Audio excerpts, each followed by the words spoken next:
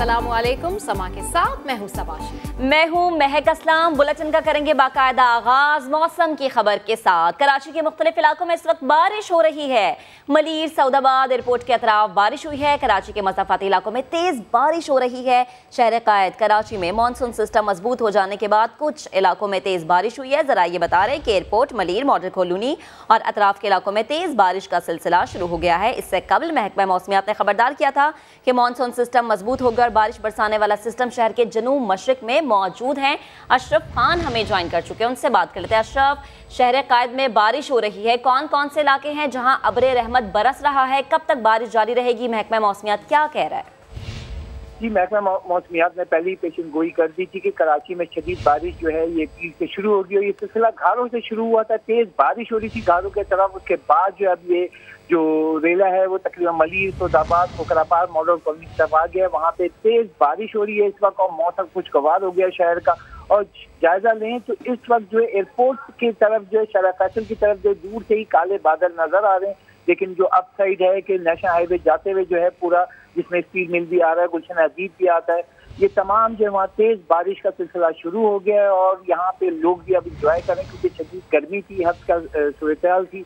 बाकी जो शहर की दूसरी जो जगह है वहाँ पे भी काले बादल मंडला रहे हैं और जबरदस्त मौसम हुआ है जो एंजॉय करने के लिए लोग जो इंतजार कर रहे थे कि मानसून कब शुरू होगा, तो ये पहले से पेशन गोई की थी महकमा मौसमियात ने, जो कि आज पीर से जिसका सिलसिला शुरू होना था उसका आगाज हो गया। और ये सिलसिला जो महकमा मौसमियात ने कहा है कि ये तेज बारिश का सिलसिला मजीद जो है 3 दिन तक जारी रहेगा। अभी ये स्पेल शुरू हुआ है जो कि मेन नेशनल हाईवे की तरफ से शुरू हुआ है। अभी मुख्तलिफ इलाकों में जो देख रहे हैं, क्योंकि के इलेक्ट्रिक का भी जो अपडेट आई थी कि यहाँ पे आवाम से भी अपील की है कि जो बारिश तेज होगी तो अगर कोई टूटे हुए तार हों या पानी कहीं खड़ा हो तो वहाँ खंभों से इन सबसे दूर रहें। अब ये सूरत हाल ये है कि जो नालों की सफाई है इन सब का, उसके लिए भी अपडेट हो रही है कि क्या होता है। लेकिन एक मौसम खुशगवार हो गया, मौसम बड़ा खुशगवार है और कराची के शहरी तो कब से बारिश का इंतजार कर रहे थे। गर्मी का जोर टूटेगा और लोग बड़ा एंजॉय करेंगे। कराची वालों के लिए तो बारिश किसी नेमत से कम नहीं है। अशरफ खान अपडेट कर रहे थे, आपका शुक्रिया। और अभी आपको बताएं कि ठट्टा के साहिली इलाकों में तेज हवाओं के साथ बारिश शुरू, गर्मी का जोर टूट गया है। इस हवाले से मजीद जानते हैं जुहेर अली से। जी जुहेर अली, अपडेट कीजिए, क्या तफसीलात हैं आपके पास? मौसम की तेज बारिश शुरू हो गई है? जी बिल्कुल, ठट्टा की ये 3 तहसील हैं, घोड़ा पहाड़ी, मीरपुर साकरो और केटी बंदर के अंदर तेज हवाओं के साथ जो है बारिश का सिलसिला शुरू हो गया है, जिसके बाद वहाँ के माई गिरोह के अंदर जो है खुशी का लहर दौड़ गई है। तेज गर्मी थी, 5-6 दिन से जो है काफी हफ्स था क्योंकि हवाई समंदरी हवाएं जो बंद हो गई थी, जिसके नतीजे में काफी शदीद गर्मी थी। लेकिन आज जो है वो अब्रे रहमत बरसी तो लोगों के लिए जो है वो रहमत बन गई और गर्मी का जोर जो है वो टूट चुका है। जी ठीक है, गर्मी का जोर जो है वो टूट चुका है। अपडेट करें जुहेर अली, आपका शुक्रिया। कौन गुनाहगार, सब पता चल जाएगा। On the instructions of the PPP leadership, Nisar मुराई ने 3 मर्डर्स एक्सेप्ट किए on the directions of one Asif Ali Zardari. मैं नहीं कह रहा, खुदा की कसम ये JIT कह रही है। उज़ैर बलोच और निसार मोराई ने JIT को क्या बताया, सब सामने आ जाएगा। पूरी JIT रिपोर्ट में आसिफ अली जरदारी साहब का जिक्र हो, फरियाल तालपुर साहिबा का जिक्र हो, तो आप बात कीजिए। पीर के रोज तीनों JIT रिपोर्ट्स हम पब्लिक कर रहे हैं। बल्दिया फैक्ट्री में सैकड़ों लोगों को किस दहशतगर्द ने जलाया, समा JIT रिपोर्ट्स में छुपे हर राज से पर्दा उठाएगा।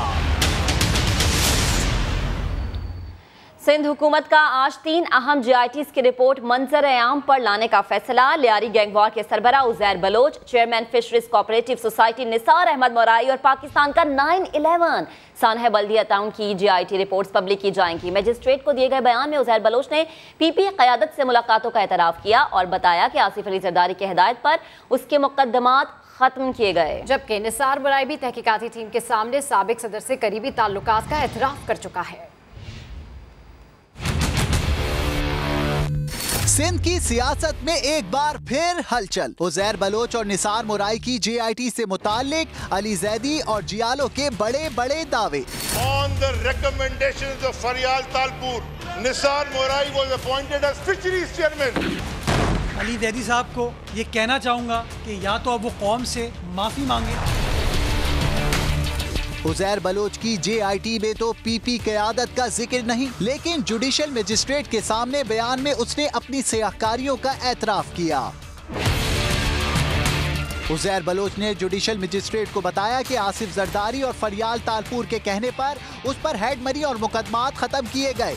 सेनेटर यूसुफ बलोच ने लियारी गैंग वॉर के सरबरा की साबिक वजीर आला कायम अली शाह और फरियाल तालपुर से मुलाकात कराई। 2013 के इंतखाबात में लियारी से PP उम्मीदवारों का चुनाव भी उजैर बलोच की मर्जी से हुआ। उजैर बलोच ने आसिफ जरदारी और उवैस मुजफ्फर के लिए 14 शुगर मिल्स पर कब्जे का एतराफ भी किया और तस्लीम किया कि उसने करोड़ों रुपए भत्ता वसूल किया। उजैर बलोच ने यह भी लिखा कि 2013 में कराची ऑपरेशन में तेजी के बाद उसने डिफेंस में फरियाल तालपुर की रिहाइशगाह पर उनसे दोबारा मुलाकात की।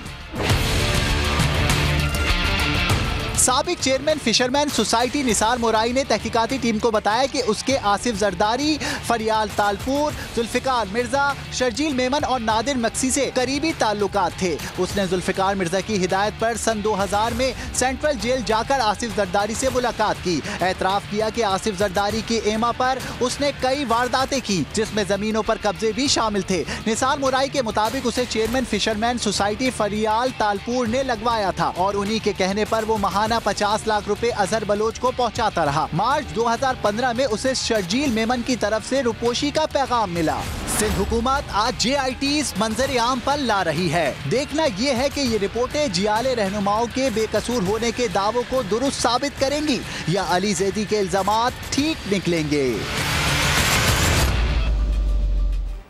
सानिया बल्दिया फैक्ट्री में 259 अफराद को जिंदा जलाने के हौलनाक वाक़े के असल ज्वाइंट इंटेरोगेशन में क्या हुआ, ये जानते हैं इरफानुल हक की इस रिपोर्ट में। सानेहा बल्दिया टाउन पाकिस्तान का 9/11 2012 में 259 अफराद को जिंदा जला दिया गया। पहले तो दहशतगर्दी को हादसा करार देकर फाइल बंद करने की कोशिश की गई और फैक्ट्री मालिकान पर मुकदमा बना दिया गया, मगर DIG सुल्तान ख्वाजा की सरबराही में बनने वाली JIT ने लर्ज़ाखेज इंकशाफात किए।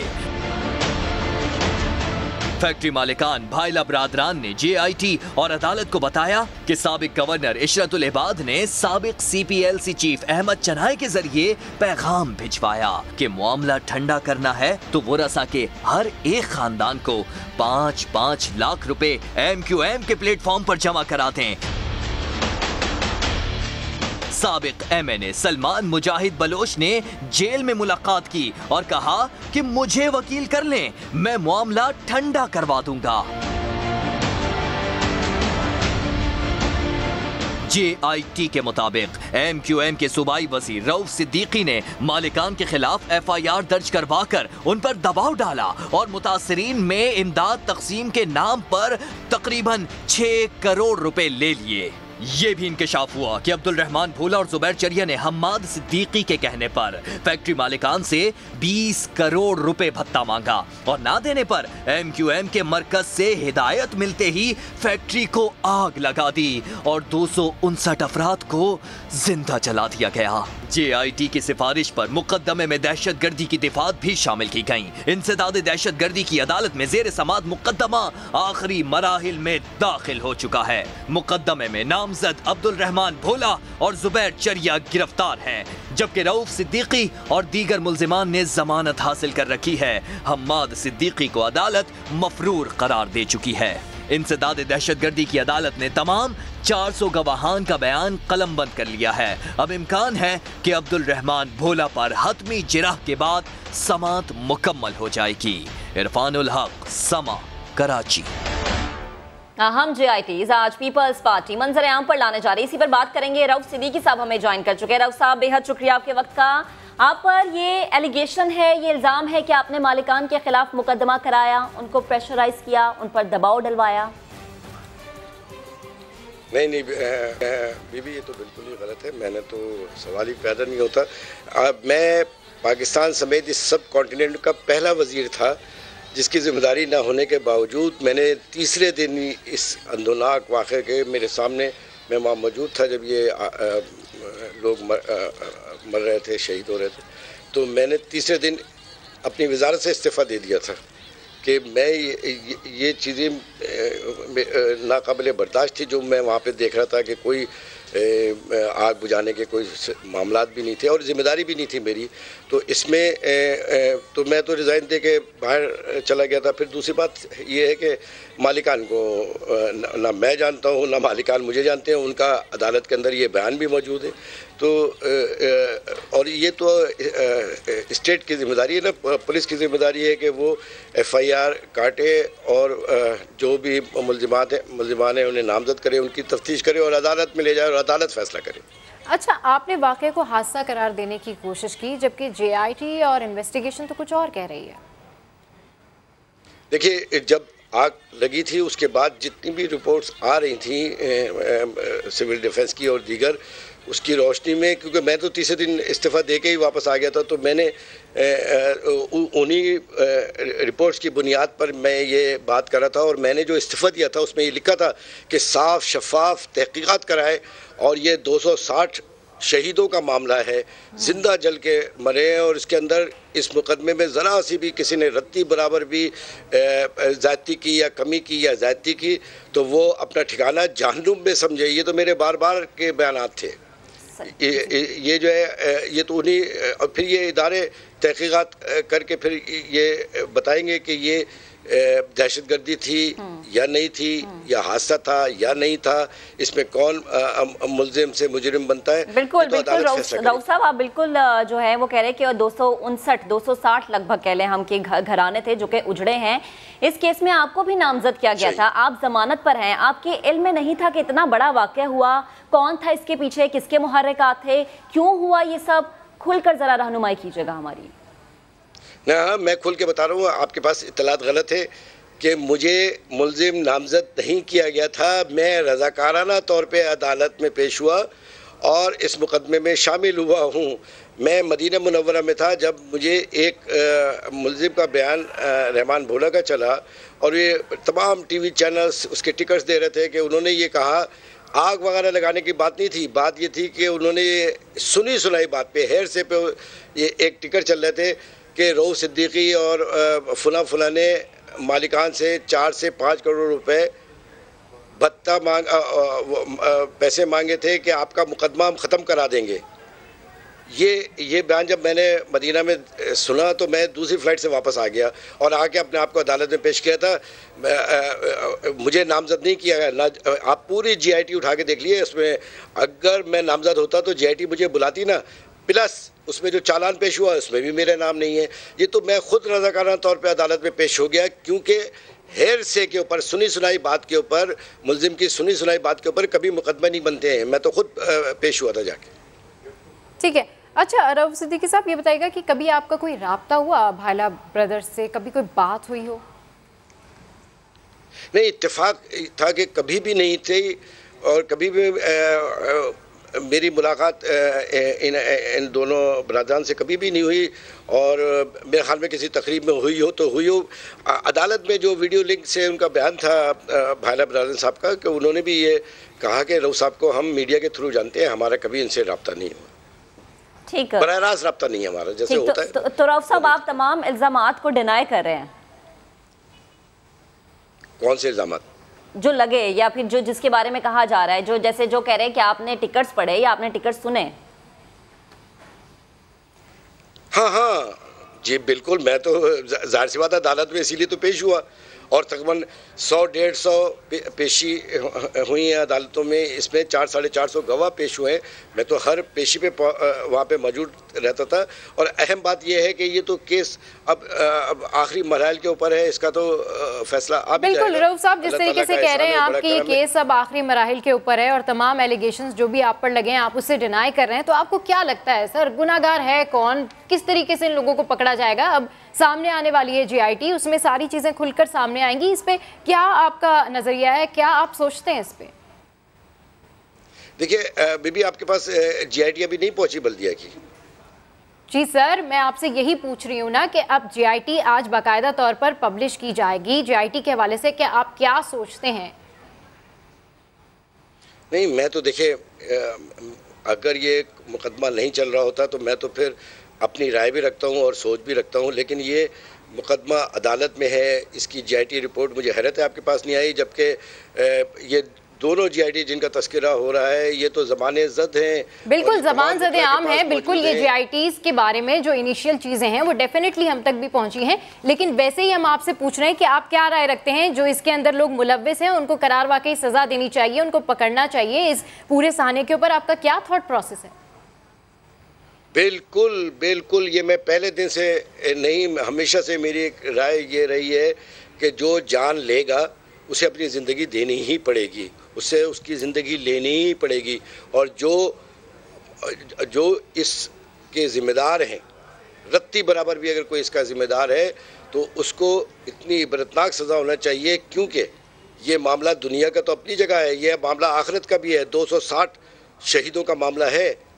इसके ऊपर तो किसी ने भी ज़रा से भी खिलवाड़ करने की कोशिश की या कोई इंटरेस्ट को सामने रख के किसी ने ज़रा से भी आगे पीछे की तो खुदा की खुदाई तो एग्जिस्ट करती है ना। बिल्कुल रऊफ साहब सही कह रहे हैं आप। अगर दुनिया में खेल गए तो आखिरत में क्या होगा कि अल्लाह के पास तो GITs बनी हुई है ना, 260 घराने तो दुनिया में भी होता है जी। बेबी मैंने दुनिया में भी देखा है, मैं पोर्टफोलियो पे रहा हूँ ना, बहसियत वज़ीर दाखिला भी रहा हूँ। मैंने अपनी आंखों के सामने देखा है कि जिसने जुल्म किया वो आखिरत में तो होता ही है, लेकिन ये मुमकिन नहीं है कि नेचर और कुदरत और अल्लाह ताला दुनिया में उसको और उसके घर वालों के ऊपर वो मुसीबतें और अजाब न डाले। ठीक, रऊफ सिद्दीकी साहब हमारे साथ मौजूद थे, गुफ्तगू कर रहे थे। समा को वक्त देने के लिए आपका शुक्रिया। सानह बल्दिया फैक्ट्री पर GIT का मामला। MQM रहनुमा फारूक सत्तार कहते हैं जहन कबूल नहीं करता कि कोई भत्ते के लिए इंसानों को जिंदा जला सकता है, जिस पर PTI रहनुमा हलीमा आदिल शेख ने कहा कि फारूक सत्तार बेबस थे मगर उन्हें सब पता था।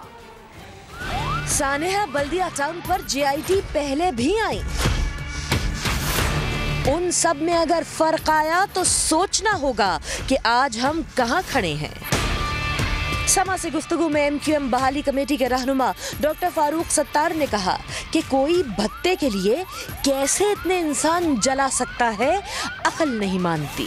मैं इस GIT को इस तरह से चैलेंज या क्वेश्चन नहीं कर रहा हूँ, मैं तो ये कह रहा हूँ कि फिर सबूत और शवाहिद के साथ और जिन लोगों के नाम लिए गए हैं, मेरा दिल नहीं मानता कि इस तरह की वहशत दरिंदगी सफाकी मेरे फहम में ये बात नहीं आ रही है।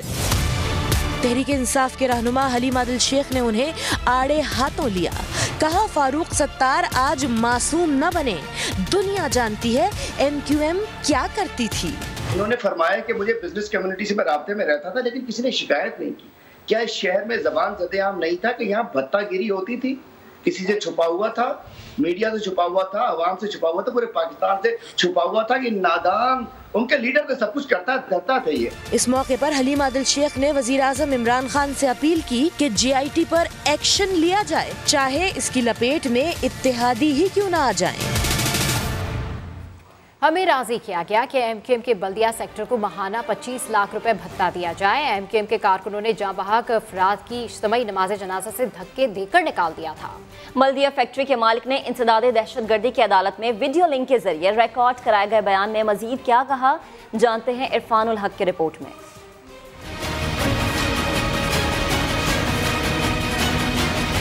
सानिया बल्दिया टाउन केस में फैक्ट्री मालिक अरशद भायला ने इंसदादे दहशतगर्दी की अदालत को रिकॉर्ड कराए गए बयान में क्या बताया। समा ने बयान की कॉपी हासिल कर ली। अरशद भायला ने दुबई से वीडियो लिंक के जरिए अपना बयान रिकॉर्ड करा दिया था, जिसमें इंकिशाफ किया गया कि MQM कारकुनों का फैक्ट्री में बिला रोक टोक आना जाना था। MQM के बल्दिया सेक्टर की माली सपोर्ट के लिए फैक्ट्री से लाखों का वेस्टेज ले जाया जाता था। हमें राजी किया गया कि MQM के बल्दिया सेक्टर को माहाना 25 लाख रुपए भत्ता दिया जाए। MQM ने दबाव डाला कि भत्ते के मामला का किसी से जिक्र न करें। MQM कारकुनों ने हमें जाँ बहक अफराद की इज्तिमाई नमाज जनाजा से धक्के देकर निकाला। MQM के दबाव पर पुलिस ने रिपोर्ट में लिखा फैक्ट्री के दरवाजे बंद थे जबकि दरवाजे खुले हुए थे।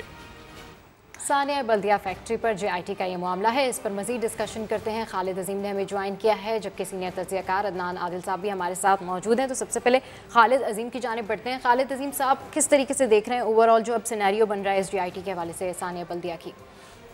देखिए जी, अगर तो आप रऊफ सिद्दीकी साहब के बयान के हवाले से बात करते हैं तो मैं थोड़ी सी उनकी जो बातें हैं उनके साथ डिफर करते हुए और कुछ बातें जो हैं उनकी तायीद करता हूँ। ये दुरुस्त है कि इब्तदाई जो तहकीकात थी उसमें उसको हादसा करार दिया गया और 2.5 साल के बाद जाके कुछ ऐसे शवाहिद सामने आए और बल्कि उस वक्त जो रेंजर्स है उसने इंटरवीन किया था और इसके कुछ हक़ाइक़ उनके सामने आए थे, तो फिर उनकी रिपोर्ट पे जो है ये JIT बनी और ये सारे का सारा मामला आगे बढ़ा। इब्तदाई तौर पे इसको एक हादसा करार दिया गया, बल्कि एक कोई जज साहब जो है उनकी सरबराही में एक अदालती कमीशन भी बना था, गालिबन कुछ कुर्बान उनके नाम के साथ आता है, सिंध हाई कोर्ट के चीफ जस्टिस के जज थे वो, तो उन्होंने भी इसको हादसा ही करार दिया। लेकिन बाद में जब JIT बनी और उसके बाद इसकी मजीद इन्वेस्टिगेशन हुई तो उससे पता चला कि ये हत्या का मामला था, ये सिर्फ और सिर्फ कोई हादसा नहीं था, बल्कि दानिस्ता तौर पे ये की गई तखरीबकारी थी। आज जहाँ तक इस बात का ताल्लुक है, ये बिल्कुल सही है कि वो जो JIT जो थोड़ी सी बहुत मेरे सामने आई उसमें रऊफ सिद्दीकी साहब जो है उनका नाम तो मौजूद नहीं था। अलबत्ता जब अदालती प्रोसीडिंग स्टार्ट हुई तो उसके बाद उनका नाम भी आना शुरू हुआ। अलबत्ता ये बात मेरे भी हैरान कौन है कि वो कहते हैं कि मैं रज़ाकाराना तौर पर प्रोसीडिंग में शामिल हुआ। रज़ाकाराना तौर पर जो प्रोसीडिंग में शामिल होते हैं उनको जमानत देने की जरूरत नहीं होती, वो तो बाई स्टैंडर्ड्स हैं, वो खुद मतलब के आकर उसमें शामिल हो रहे हैं, उनको किसी ने बुलाया नहीं है। अगर वो रज़ाकाराना शामिल हुए हैं तो उनको जमानत की जरूरत नहीं थी। ये बात भी अपनी जगह पे मौजूद है कि उसका एविडेंस का मरहला मुकम्मल हो चुका है, जो सबसे अहम होता है अदालत के अंदर। 400 से ज्यादा जो गवाहान हैं उनके बयानात रिकॉर्ड हो चुके हैं। अब उसके बाद उसके आर्गूमेंट्स हैं और उसका फिर फैसला आना बाकी है। तो हमें थोड़ा सा इस बात पे इंतजार करना चाहिए। ये देखिए, ये सारे का सारा मामला जो है वो एक खास यू समझने के एक खास एंगल लेता हुआ। बिल्कुल बिल्कुल खालिद साहब जी खालिद साहब आपका मौक़िफ़ आ गया। अदनान साहब भी हमारे साथ मौजूद है। अदनान साहब, आपकी जानिब आना चाहूँगी। एक नहीं 3 JITs हैं जो कि आज पब्लिक होने जा रही हैं और फिर वही बात कि इन JITs से पता चलेगा कि पीपल्स पार्टी या फिर MQM किस हद तक इन्वॉल्व थी या इन्वॉल्व थी भी या नहीं थी। लेकिन फिर अहम सवाल ये उठ रहा है, ये 3 JITs जिसका बड़ा गहरा ताल्लुक पीपल्स पार्टी और MQM दोनों से बनता है, तो कराची की रोशनियों को अंधेरों में डबोने वाला फिर कौन था? जाहिर सी बात है, सानेह बल्दिया हो, ज़ैर बलोच हो, निसार मुराई हो, इनको जब तक सरपरस्ती हासिल नहीं होगी तब तक कोई भी इंतहाई कदम नहीं उठाया जा सकता। देखिए, बज़ाहिर तो बहुत एविडेंस मौजूद है, सरकमस्टांशियल एविडेंस भी है, एनेक्डोटल एविडेंस भी है कि पीपल्स पार्टी हो या MQM हो, दोनों वायलेंस में इन्वॉल्व थे, दोनों जो हैं भत्ताखोरी में, कत्ल व गारत में इन्वॉल्व रहीं, दोनों जमातों ने कराची के अमन को तबाह किया। लेकिन ये कि अब इस सारी बात को अदालत में और कानूनी तरीक़ेकार से साबित करने की ज़रूरत है। अगर ये साबित हुआ तो जो मुल्ज़िमान हैं उनको सज़ा मिलेगी। हमारा कानूनी निज़ाम इतना कमज़ोर है कि मुजरिम अक्सर व बेशतर जो हैं वो छुट जाते हैं, लोगों को सज़ा नहीं मिलती है। बदकिस्मती से पाकिस्तान जो है एक सॉफ्ट स्टेट बन गया है, ख़ास तौर से सिंध, जहाँ पे जुर्म और सियासत जो है एक दूसरे से घुल मिल गए हैं और जो लोग जुर्म में इन्वॉल्व होते हैं उनको कोई सज़ा नहीं मिलती, इसलिए वो दीदा दलेर हो जाते हैं। अब ये देखिए कि आज बहस हो रही थी, फारूक सत्तार साहब बार बार कह रहे थे कि ये टाइमिंग जो है आप इसको देखें कि इस टाइमिंग पे ये JIT की रिपोर्ट जो है ज़ाहिर की जा रही है बल्दिया फैक्ट्री की। टाइमिंग कुछ भी हो, जो एक बड़ा सानहा हुआ अगर उसके हक़ाइक़ अवाम के सामने आते हैं तो बहुत अच्छा है। कम से कम अवाम को पता तो चले, एक ऑथेंटिक ज़रिए से सरकारी तौर पे रिलीज़ की जाएगी कि यहाँ पे होता क्या रहा है। लेकिन ये बात ज़रूर है कि ये टाइमिंग ऐसी है कि इस रिपोर्ट के आने से सियासी तौर पे भी मसाइल पैदा होंगे। सही, सियासी ग्राउंड पे भी बाकी पार्टीज को शायद खेलने का मौका मिल जाएगा। खालिद अजीम साहब, अदनान आदिल साहब हमारे साथ मौजूद थे, आप दोनों का बेहद शुक्रिया। अभी वक्त हुआ है एक ब्रेक का, समा के साथ रहिए। Welcome back. एक दफ़ा फिर से कराची के मौसम की बात करेंगे जिसने अंगड़ाई ली है। मौसम बदल गया है, शदीद गर्मी के बाद आसमान पर काले बादलों का राज है, कहीं तेज़ तो कहीं हल्की बारिश हो रही है। हमारी साथी एंकर सबा शेख इस वक्त टेरेस पे मौजूद है। बहुत देर से वो बाहर जाना चाह रही थी, देखना चाहती थी कि मौसम कैसा, उन्हीं से जान लेते। सबा बताएगा कैसा मौसम है, क्या सूरत हाल है, तेज़ हवा है, बारिश हो रही है? बिल्कुल महक, आप ठीक कह रही हैं कि मेरा बड़ा दिल चाह रहा था कि मैं यहाँ पे टेरेस पर आऊँ और आके मौसम देखूं और मौसम एंजॉय करूं और साथ साथ अपने नाज़रीन को भी बताऊं कि कराची का जो मौसम है वो कितना ज़बरदस्त है। तो बिल्कुल इस वक्त काले बादल छाए हुए हैं, ज़बरदस्त किस्म का मौसम हो रहा है और अच्छी बात यह है कि अब जो गर्मी का जोर है वो टूट जाएगा और हम कराची वाले तो हमेशा से बारिश का इंतज़ार करते हैं कि कब ये बादल बरसेंगे और हमें खुश होने का मौका मिलेगा। तो अगर मेरे कैमरामैन आपको दिखाएं तो आप देख सकते हैं कि किस तरीके से यहाँ पर काले बादल छाए हुए हैं और ज़बरदस्त किस्म का यहाँ पर मौसम हो रहा है। अभी तो तेज़ हवाएं चल रही हैं और कराची के जो मुख्तलिफ इलाके हैं वहाँ पर भी बारिश का सिलसिला शुरू हो गया है। महकमा मौसमियात ने इस हवाले से पेशगोई की थी और फाइनली आज से ये बारिश का सिलसिला शुरू हो गया है। कल भी हमने देखा था कि थोड़े थोड़े काले बादल थे और कराची वाले ये एक्सपेक्ट कर रहे थे कि शायद कल ही बादल बरस पड़ेंगे, लेकिन हल्की बूंदाबांदी हुई थी। लेकिन आज बिल्कुल भरपूर इम्कान है कि आज बारिश होगी और बादल गरजेंगे भी, बरसेंगे भी और ज़ोरदार बरसेंगे और कराची के शहरी जो हैं वो बहुत ज़्यादा इंजॉय कर रहे हैं क्योंकि कराची के शहरियों के पास बारिश जो है वो एक ऐसा मौका होता है जहाँ पर गर्मी का जोर टूटता है, लोग बाहर निकलते हैं, अपने टेरेस पर आते हैं, खूब इंजॉय करते हैं और साथ साथ इस वक्त जो टाइम है ना महक, वो बिल्कुल चाय, समोसे और पकौड़े का टाइम है। और इस मौसम में जो लोग इस वक्त अपने टेरेस पर हैं और ये मौसम देख रहे हैं, बारिश इंजॉय कर रहे हैं, वो बहुत ज़बरदस्त, बहुत खुश है। और मैं भी आपको बता सकती हूँ कि यहाँ से मुझे जितने ये मनाज़िर नज़र आ रहे हैं, आप जो बता रही हैं ना, आपकी एक्साइटमेंट जो नज़र आ रही है ना, उससे वाकई पता चल रहा है कि कराची वाले भी बहुत इंजॉय कर रहे होंगे।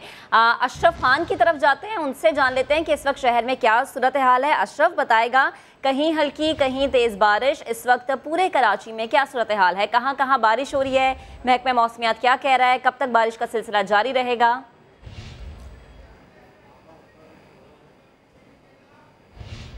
ठीक, अशरफ से राबता बहाल नहीं हुआ, अशरफ से राबता बहाल करने की कोशिश करते हैं। सऊद बिन मुर्तज़ा ज्वाइन कर चुके हैं। सऊद, आप बताएगा आपके पास मौसम से मुतालिक क्या अपडेट्स हैं? जी हाँ, बिल्कुल, मैं इस वक्त PIDC के करीब मौजूद हूँ। यहाँ पर अब तक बारिश तो नहीं शुरू हुई, लेकिन काले बादल ज़रूर छा गए हैं पूरे ही कराची में। मुख्तलिफ इलाकों में लांडी समेत जो है बारिश शुरू हुई, आहिस्ता आहिस्ता हर इलाके में जो है बारिश की जो है हो रही है। यहाँ पर अब तक हल्की बूंदाबांदी कह सकते हैं हुई, ठंडी हवाएं चलना शुरू हो गई, लेकिन काले बादल हैं, लेकिन अभी तक बारिश उस तरह से नहीं शुरू हुई जिस तरह से दीगर इलाकों में शुरू हुई है।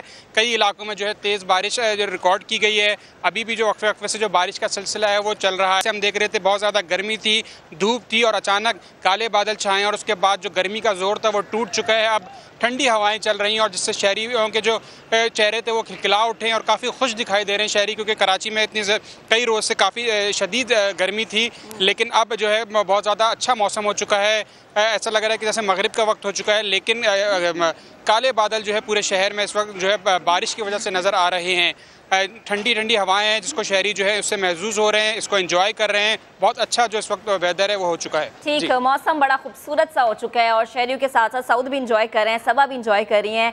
कराची के मुख्तलिफ इलाकों में इस वक्त बारिश है, कहीं हल्की कहीं तेज़ और कहीं पर ठंडी ठार हवाएं चल रही हैं। दोपहर को बहुत गर्मी थी और अचानक से मौसम ने अंगड़ाई ली, आसमान पर काले बादल छाए और जिसके बाद बादल बरसना शुरू हो गए। लेकिन कुछ इलाके ऐसे हैं जहाँ बरस रहे हैं, कुछ इलाके ऐसे हैं जहाँ पर इंतज़ार करवा रहे हैं। गुज्जर नाले की बात कर लें तो सबकी नज़रें जम जाती हैं जब भी कराची में मानसून का पहला स्पेल आता है कि भाई वहाँ क्या सूरत हाल है, सफाई हो गई या नहीं हुई। मोहम्मद अली हफीज़ हमारे साथ है, उन्हीं से जान लेते हैं। अली, इस गुज्जर नाले की सफाई हुई? क्योंकि हम अक्सर देखते हैं कि बिफर जाता है, बहुत सारी मुश्किलात पैदा कर देता है ये गुज्जर नाला। अभी इंतज़ामिया ने कुछ किया इस नाले को साफ करने के लिए या वही रिवायती सिलसिला है?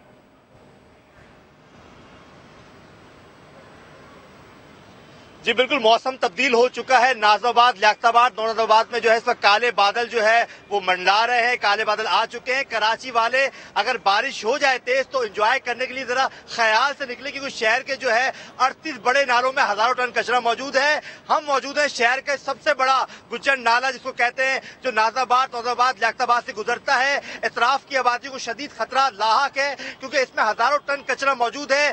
बातें, दावे सिंध हुकूमत हो या मेयर कराची हो या बल्दियाती नुमाइंदेगान हो, उन्होंने सिर्फ दावे किए हैं। हमने पूरा रास्ता देखा है, सफर शुरू किया था टावर से, हम नाज़ाबाद पहुंचे, कहीं भी किसी भी नाले पर जो है मशीनरी काम करते हुए दिखाई नहीं दे रही थी। अगर हम बात करें, सिंध हुकूमत का दावा है कि मशीनरी लगी है, 3 रोज पहले काम भी शुरू हुआ, लेकिन इस वक्त गुज्जर नाला जो है वो चौक है, बरसाती पानी की निकासी नहीं हो पाएगी। इसकी वजह से जो है शहर की अहम शाहराह, अहम इलाके जो है तालाब का मंजर पेश करेंगे। तो कराची वाले इंजॉय करने का जो सोच रहे हैं बरसात में, तो ख्याल रखें क्योंकि पानी सड़कों में जमा होगा। इलेक्ट्रिक पोल से दूर रहे। सबसे ज्यादा जो है बच्चों को ख्याल रखना है क्योंकि बरसात होती है तो बच्चे निकलते हैं, लेकिन यहाँ सूरत हाल ऐसी है कि निकासी के कोई इंतजाम नहीं है। सेवरी सिस्टम हो या गुज्जर नाले हो या शहर के तमाम छोटे बड़े नाले हो, सब चौक है। हर दफा दावे किए जाते हैं, बातें की जाती है, लेकिन बल्दियाती नुमाइंदगान, बल्दियाती सेटअप और सिंध हुकूमत जो है वो नाकाम दिखाई देते हैं।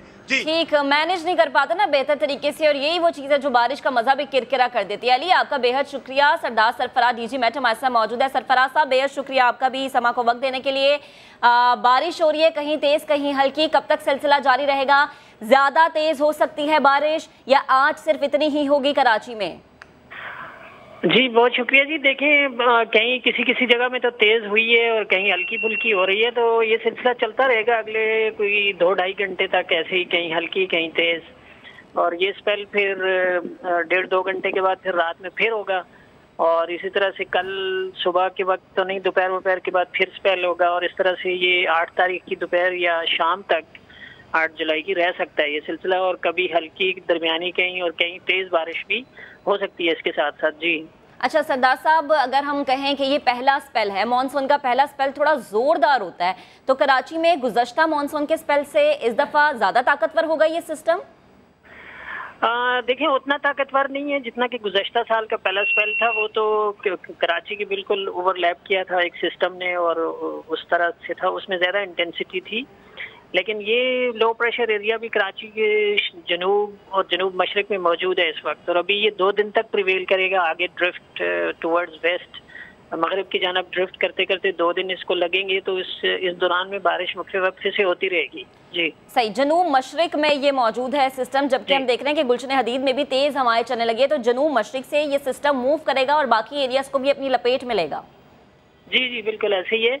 जनूब मशरक से ये मगरिब और शुमाल मगरिब की जानिब जाता हुआ फिर पूरे कराची के बेशतर हिस्से जगहों को अपनी लपेट में लेगा, और कहीं पर तेज बारिश और कहीं पर ज्यादा तेज बारिश और कहीं पर दरमियानी बारिश, इस तरह से ये सिलसिला चलता रहेगा। ठीक, कहीं तेज कहीं हल्की कहीं दरमियानी बारिश होगी। सरदार सरफराज डीजी मेट हमारे साथ मौजूद थे। क्या रहेगी मौसम की सूरत हाल वो हमें बता रहे थे, आपका बेहद शुक्रिया।